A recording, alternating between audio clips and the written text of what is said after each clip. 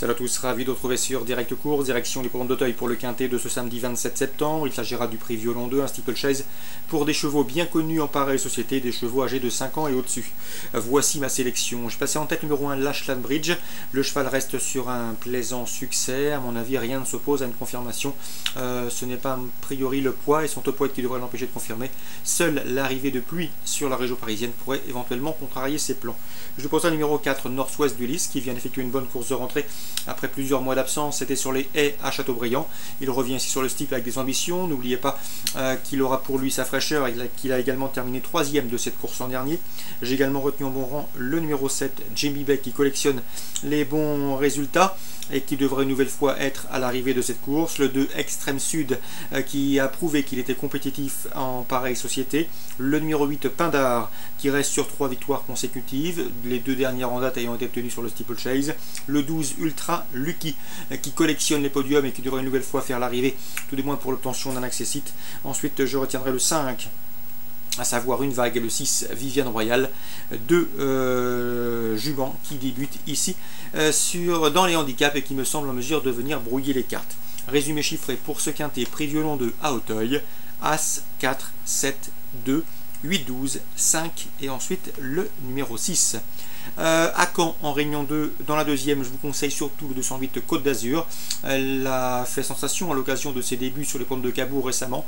Ce jour-là, elle est partie au galop, se retrouvant une centaine de mètres derrière le reste du peloton, ce qui ne l'a pas empêché de très bien conclure et d'effectuer un dernier kilomètre de toute beauté pour se classer deuxième. Nul doute qu'elle est proche de sa course. Elle constitue une rivale très sérieuse pour le 210 Tcha-Tcha, qui a bien débuté, se classant deuxième également, mais sur l'hippodrome du Croisé-la-Roche. 208, mon coup de cœur, 210 pour l'inquiéter. Réunion 3 à Agen désormais. Je sais que Christophe Fleurden aime beaucoup le 212 à Brielle-Mozin. C'est un cheval qu'il estime, un cheval qui d'après lui est en retard de gain. Dès lors, il faut s'attendre à le voir se mettre en évidence, d'autant que c'est un excellent droitier. Dans la suivante, j'ai pu m'entretenir avec Noël Langlois qui présente le 308 Brave Tartifume. Il présente également un autre cheval dans cette course, mais le cheval n'est pas prêt, il effectuera une rentrée. Il est confiant avec le 308 Brave Tartifume. Le cheval est au mieux, assez pratique, bon droitier. D'après lui, sa place est sur le podium. Il faudra sans doute devancer le 310 Bretigny qui affiche 7 victoires en autant de sorties publiques. 310, 308. Enfin, dans la quatrième, je vous conseille le 407 Uno de Monteran, un cheval qui a déjà brillé à ce niveau et qui a gagné avec la manière. À mon avis, il n'a pas les gains en rapport avec son potentiel. Il a la pointure d'un lot comme celui-là. S'il reste sage, il s'annonce redoutable. On lui posera le 405 Ursulo du Parc qui collectionne les bons résultats, sans doute plus pratique que Uno de Monteran. Donc ces deux chevaux méritent a priori une mention des plus favorables. 407, 405. Course ciblée Agen, Réunion 3. Deuxième 212, troisième 308, 310, quatrième 405, 407. Enfin, au Croisé-la-Roche, j'ai ciblé 3 coups de cœur.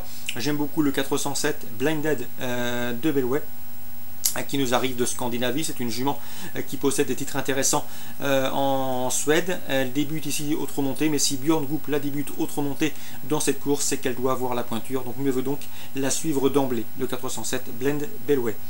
Dans la cinquième, autre scandinave à suivre, c'est le 504 Such a Thing, présenté par Jørgen Wellstrom. Le cheval faisait l'objet de bruits favorables à l'occasion de ses débuts sur notre sol. C'était sur le pont de Nancy récemment. Hélas, pour ses preneurs, il est parti au galop. Mieux vaut donc le racheter, car a priori, il est en retard de gain. Il trouve ici l'occasion d'en combler une belle partie. 504 Such Feeling.